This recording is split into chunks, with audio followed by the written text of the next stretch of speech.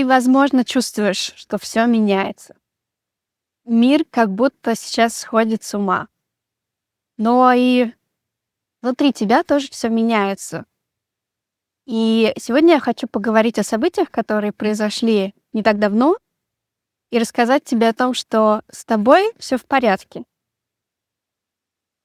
22 марта 2023 года произошло событие, которое мы называем Heaven's Cross, или в переводе на русский буквально это Небесный крест. Еще его называют Небесный переход. В этот день завеса между божественным и земным стала тоньше. Мы привыкли тысячелетиями жить в дуальности. Есть небесное, есть земное, есть человек и есть Бог. В момент Небесного креста произошла точка пересечения, крест, когда божественное с земным начали соединяться. И соединяться они начали не на небе, а в человеке. То есть в человеке открылась дверь в божественное. Человеческое сознание стало меняться таким образом, что люди сейчас начинают осознавать, что они существа божественные, в них есть прямой доступ к Богу, и находится он внутри. Что изменилось с момента Heaven's Cross? Связь с душой стала чище, лучше. Сейчас у людей будут открываться способности к яснознанию, к ясновидению, интуиция будет обостряться абсолютно у всех. Мы можем чувствовать свою природу намного глубже и быть, так сказать, ближе к себе. И начинают рушиться иллюзии. Именно поэтому сейчас кажется, что мир сходит с ума, что везде какой-то сплошной кризис, войны, финансовый кризис предрекают многие, политики происходит какой-то полный кошмар. На самом деле все это было. Просто мы этого не видели, не осознавали, не замечали. Это удавалось скрывать. Сейчас кто-то просто пребывал в иллюзии. Сейчас иллюзия рассеивается, все тайное становится явным. Вот это хороший такой мотто, девиз для того, что происходит в эту эпоху после Heaven's Cross. Тайное становится явным. Адамус называет это энергетическое событие, которое произошло 22 марта 2023 года, 2 года с небольшим назад, главнейшей вехой в истории человечества. Именно потому, что мы как человечество, мы как коллектив, ждали этого события тысячелетиями. И ждали мы его, по иронии судьбы, под названием «Апокалипсис».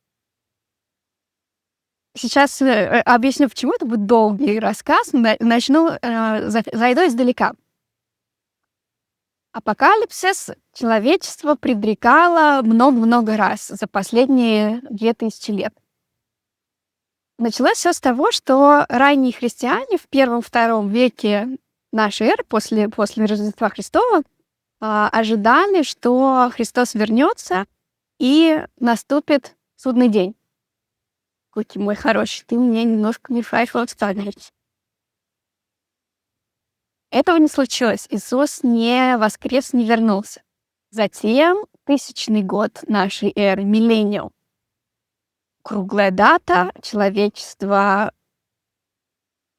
в ужасе, в страхе, все ждут, что произойдет конец света. Не произошло. Потом был 1348 год, пришла чума, черная смерть ее называли, и, конечно же, к ней относились, к чуме, к этой эпидемии, как к каре Божьей. Считалось, что что вот приходит таки конец человечеству. Потом 1666 год, число зверя, число дьявола, все боялись, все ждали, что опять будет конец света. Не опять, а опять ждали, что будет конец света. Не произошло. Потом 1843 год.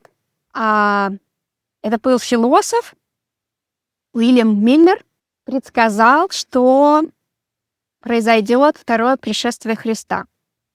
Его ждали в 1843 году, Христос не пришел, и в 1844 году началось такое явление, как Великое разочарование в США, и после этого великого разочарования появилось движение, течение адвентистов.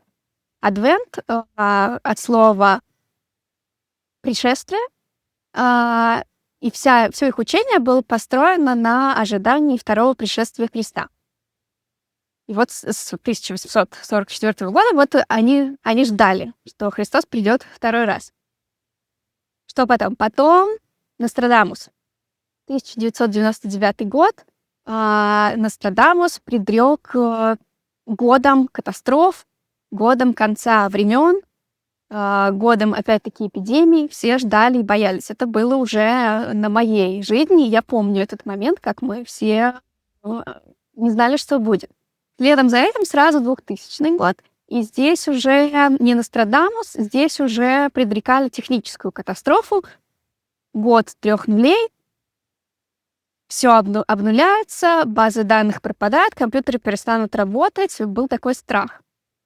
Потом 2012 год. Самый, наверное, популярный и хайповый конец света. Почему он самый хайповый? 21 декабря 2012 года заканчивался календарь майя. Конец календаря, дальше как будто бы истории быть не должно было. Ожидали катастроф, ожидали каких-то именно таких на уровне планеты, на уровне Земли изменений, может быть, в природе, может быть, метеорит прилетит. Ну, в общем, что-то, что несовместимо с дальнейшей жизнью человечества. Не произошло, но, что интересно, трансформация пошла. Просто ее не там смотрели, не там ждали, и не все заметили, не все, вернее как, заметили-то тех, с кем она пошла очень даже, но не соединили две эти вещи: апокалипсис и пробуждение, трансформация. Потому что трансформация пошла именно в форме пробуждения сознания. Так почему же мы, человечество, все снова и снова ждем апокалипсис? Потому что в нашем восприятии, во всех культурах, архетипическое понятие апокалипсис — это такой судный день и возможность перезагрузки, возможность начать все сначала. В апокалипсис ожидается, что придет Бог с мечом и нас покарает и заново все запустит. Но самое главное, что Бог придет. И это действительно оказалось правдой, это действительно произошло. Интересно, что слово апокалипсис с древнегреческого переводится как открытие, раскрытие. И это ровно то, что произошло 22 марта 2023 года, Heaven's Cross, Небесный крест, когда божественное раскрылось в человеке. Бог пришел в человеческое сознание, в осознание того, что человек обладает божественной природой. Бог находится внутри человека. То есть в новой энергии апокалипсис — это снятие завесы, как кулиса, вперед и раздвигается. Это новая ясность. Мы ждали апокалипсис как судный день, а он наступил как день ясности. То есть событие Heaven's Cross — это когда открылась вот эта дверь. А апокалипсис — это то, что произошло следом. Ты в эту дверь вошел, осмотрелся и понял, что обратно уже ты не выйдешь. Обратной дороги нет. На самом деле апокалипсис — это просветление. Это момент, когда ты, начиная с которого ты уже не можешь быть не собой. И он не обязательно происходит, этот момент просветления, он не обязательно происходит с тобой именно 22 марта 2023 года. Просто с этого момента для многих все начинается. И начинается обычно трансформация как кризис. Я бы сказала, что кризис — это второе имя трансформации. А, Поэтому сейчас кажется, что все меняется, что то, что раньше работало, не работает, а тут еще и в мире все что то как-то шиворот на выворот. И это будет какое-то время продолжаться, но хорошая новость в том, что это хорошая новость, что это хорошая трансформация. А, Если про мой личный опыт рассказывать, то я знала о том, что произойдет Heaven's Cross, поскольку я смотрю Чена Адамса, и он предупреждал, начал говорить об этом где-то за полгода до.